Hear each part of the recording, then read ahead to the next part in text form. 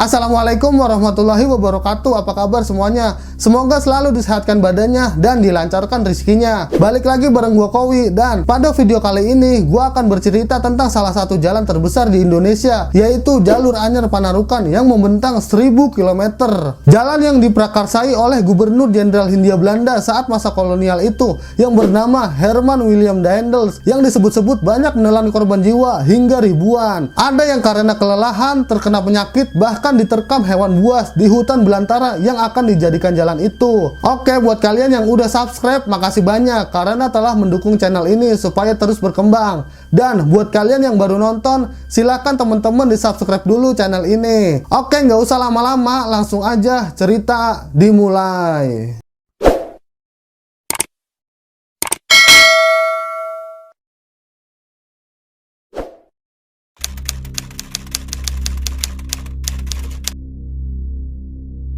Sejarah pembangunan Jalan Raya Pos atau lebih dikenal Jalan Daendels sepanjang 1000 km ini dahulu menjadi sejarah kelam perjuangan bangsa ini. Jalan Raya Pos awalnya dibangun untuk pertahanan militer Belanda pada masa itu. Jalan Anyer Panarukan ini dulunya digunakan untuk menunjang sistem tanam paksa yang saat itu diterapkan kolonial Belanda. Jalan ini juga sering digunakan untuk distribusi surat menyurat, sehingga lebih dikenal luas sebagai Jalan Raya Pos. Selain itu, jalan ini juga dibangun untuk menghubungkan antara Karasidenan dan kota-kota yang dianggap penting. Dengan adanya jalan ini, hasil bumi dari kawasan Pulau Jawa lebih mudah dikirim ke pelabuhan di Cirebon untuk selanjutnya dibawa ke negeri Belanda. Jalan ini juga akan selalu mengingatkan kita pada kekejaman Gubernur Jenderal Belanda, yaitu Herman Willem Daendels terhadap bangsa Indonesia. Sebagai Gubernur Jenderal yang keras kepala, angkuh dan otoriter, pada 12 November tahun 1808, dia menghancurkan Keraton Surosowan di Banten, yang sampai sekarang puing-puingnya masih dapat kita jumpai. Padahal saat itu Surosowan merupakan keraton yang megah dan pernah menjadi kediaman 21 Sultan Banten. Daendels kesal terhadap sikap Sultan Banten yang tidak mau mengerahkan rakyatnya untuk kerja rodi di ujung kulon, yang saat itu banyak rawa dan menjadi sarang nyamuk malaria. Ribuan pekerja rodi di tempat-tempat lain juga meninggal karena terserang malaria, penyakit yang mematikan saat itu. Kesultanan Islam Banten juga tidak henti-hentinya mengusik Belanda. Mereka banyak bergerilya dengan markas di sekitar Angke dan Tangerang. Untuk membangun jalan ini, ratusan orang yang bekerja meninggal dunia. Sedikitnya ada 24.000 korban meninggal hingga pembangunan jalan ini selesai. Jumlah ini tidak termasuk jumlah korban yang tidak terdata. Sastrawan Pramudia Anantatur dalam bukunya Jalan Raya Pos, Jalan Raya Daendels menyebut jalan 1000 km ini merupakan hamparan kuburan pekerja yang tewas di sepanjang jalan tersebut. Ribuan pekerja tewas karena kelelahan, dan beberapa juga ada yang terserang penyakit malaria karena kondisi Pulau Jawa saat itu penuh rawa dan hutan belantara. Herman Willem Daendels lahir pada 21 Oktober 1762 di Hetem, Gelderland, Belanda. Herman Willem Daendels merupakan gubernur Hindia Belanda ke-36 yang ditakuti oleh banyak kalangan, bahkan orang Belanda sekalipun. Sifat tegas dan tangan dingin yang dimilikinya membuat dia disegani dan juga ditakuti banyak orang di berbagai kalangan. Kehebatan yang dimilikinya membuat dia mendapatkan julukan sebagai si tangan besi. Dia diangkat oleh Raja Belanda, yaitu Louis Bonaparte, yang merupakan adik dari Napoleon Bonaparte. Saat itu jabatan tersebut setara dengan jabatan presiden saat ini. Dia menjabat selama 3 tahun pada 1808 hingga 1811. Pelantikannya dilakukan pada 28 Januari 1807 dengan 2 tugas utama, yaitu mempertahankan Pulau Jawa dan membenahi sistem administrasi. Saat itu Belanda sedang memperkuat pertahanan di Pulau Jawa sebagai basis militer Prancis untuk melawan pasukan Inggris di kawasan Samudra Hindia. Berikut kebijakan Daendels dalam bidang politik dan pemerintahan: membatasi pengaruh kekuasaan kerajaan tradisional Indonesia terhadap aspek-aspek kehidupan masyarakat, membagi Pulau Jawa menjadi 23 karisidenan, kedudukan bupati sebagai penguasa tradisional daerah diubah menjadi pegawai di bawah pemerintah kolonial, membagi wilayah Jawa bagian timur menjadi 5 prefektur atau setingkat provinsi, yaitu Surabaya, Sumeneb, Rembang, Pasuruan, dan Gresik. Pada bidang militer dan pertahanan, Daendels membangun benteng di pesisir dan mendirikan pabrik senjata. Untuk kelancaran menjalankan tugasnya di Pulau Jawa, Daendels membangun Jalan Raya Pos dari Anyer di ujung barat Jawa Barat sampai ke Panarukan di ujung Jawa Timur, kira-kira 1000 km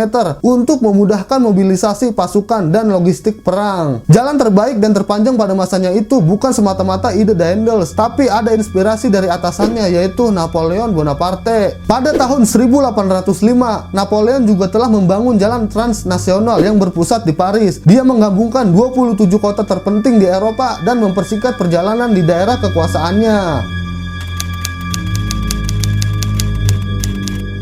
Di balik jalur Anyer Panarukan yang membentang dari Jawa Barat sampai Jawa Timur, ada berbagai kisah misteri yang beredar, mulai dari penduduk sekitar sampai pengendara yang melintas, yang punya berbagai pengalaman menakutkan. Dibangun dengan menelan ribuan nyawa pekerja, Cadas Pangeran menjadi salah satu jalan angker dan berbahaya, mulai sosok-sosok mistis yang bisa muncul tiba-tiba, sampai tikungan tajam yang mengintai para pengendara. Cadas Pangeran dianggap menyeramkan, itu sudah terasa sejak kawasan bukit yang awalnya batu cadas ini dibobol menjadi jalan. Sejak itu, peristiwa demi peristiwa yang menakutkan terjadi di kawasan ini. Dalam proses pembuatannya, jalan Anyer Panarukan di kawasan Cadas Pangeran inilah yang paling berat dan banyak memakan korban. Karena Cadas Pangeran adalah bukit batu cadas yang sangat keras dan terjal. Sekitar 5.000-an pekerja kehilangan nyawa akibat bekerja rodi, mengikis perbukitan berlereng curam dan terjal, serta memangkas material batu cadas yang keras hanya dengan peralatan dan kemampuan yang serba terbatas, perbekalan yang tidak sepadan, terjatuh dari atas tebing, dijangkiti penyakit, hingga dimangsa binatang buas di tengah hutan belantara. Jalan Cadas Pangeran sepanjang 3 km dianggap berbahaya karena memiliki tikungan berkelok tajam dan sejumlah tanjakan dan turunan yang curam. Salah satu sisinya berhadapan dengan jurang dan di bawahnya terhampar hutan yang lumayan lebat. Sementara di sisi lainnya berdiri tebing yang tinggi dan cadas yang ditumbuhi pepohonan yang rapat. Belum lagi ketika malam tiba, jalan tersebut terbilang sepi karena tidak ada pemukiman warga di sisi jalannya. Tercatat banyak kecelakaan terjadi di ruas jalan ini. Alhasil, para pengendara harus ekstra hati-hati saat melewatinya. Tanjakan Sibudi dan Pancuran Orok, di dua lokasi di Cadas Pangeran ini sering ditemukan mayat. Salah satunya ada seorang bernama Dedi Kusnadi, tukang ojek yang biasa mangkal tak jauh dari tempat berdirinya patung Pangeran Cornell dan Gubernur Jenderal Herman Willem Daendels. Dia beberapa kali menjadi saksi kasus penemuan mayat yang membuatnya harus bolak-balik ke kantor polisi. Dia juga pernah menjadi saksi penemuan mayat korban mutilasi. Dedi ingat, semasa dia masih duduk di bangku sekolah dasar akhir 1970-an sampai awal 1980-an, Cadas Pangeran sudah terkenal angker.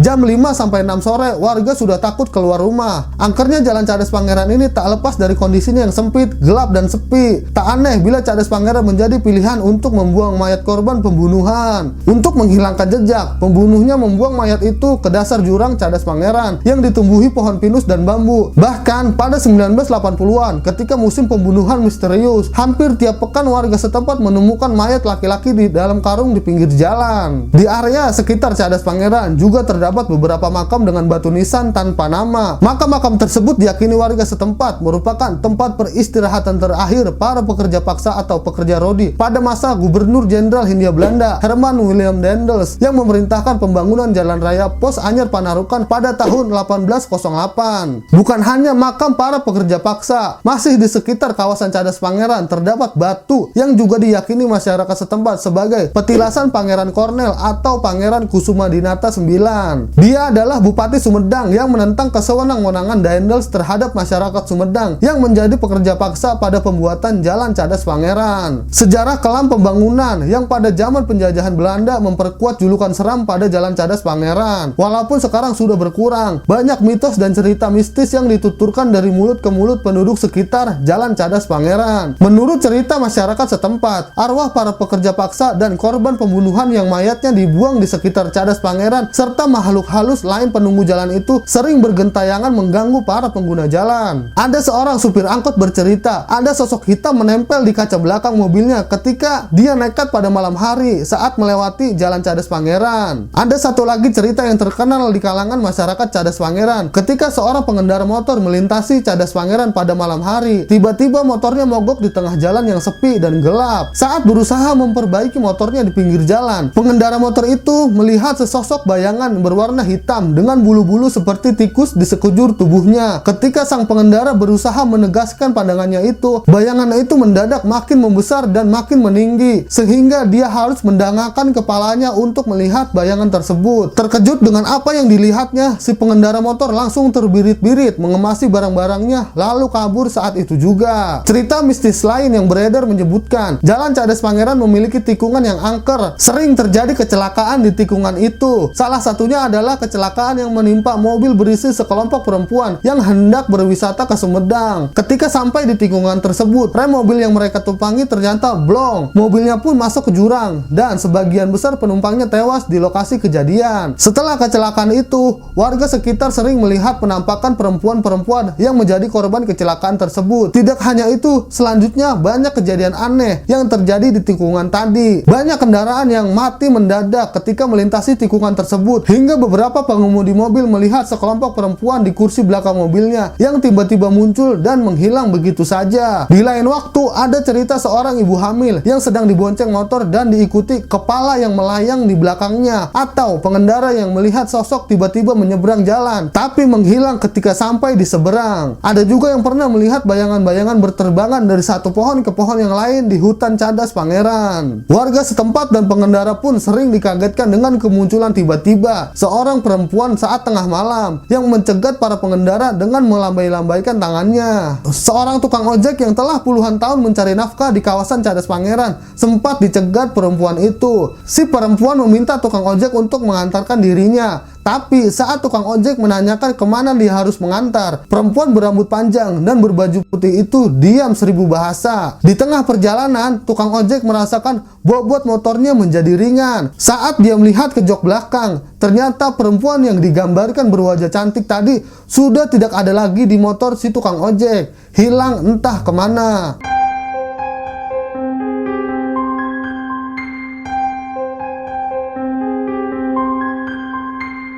Semua mitos serta misteri di seputar kawasan Jalan Cadas Pangeran pada akhirnya dikembalikan kepada kepercayaan masing-masing. Dan yang paling penting, saat melewati kawasan Jalan Cadas Pangeran yang sering menjadi lokasi kecelakaan lalu lintas, kewaspadaan pengendara harus ditingkatkan dan sambil berdoa memohon perlindungan dan keselamatan kepada Allah Subhanahu wa Ta'ala. Gimana guys ceritanya? Itulah cerita tentang sekelumit kisah jalur Anyer Panarukan. Buang buruknya, ambil positifnya. Semoga di video kali ini kita bisa mengambil pelajaran dari apa yang terjadi. Dan kalau teman-teman suka video ini, silahkan di like, komen, dan subscribe. Dan bila ada perbedaan pendapat atau informasi yang kurang, silahkan beri komentarnya di kolom komentar yang sudah disediakan. Oke, sampai di sini dulu video kali ini. Sampai bertemu di video-video selanjutnya.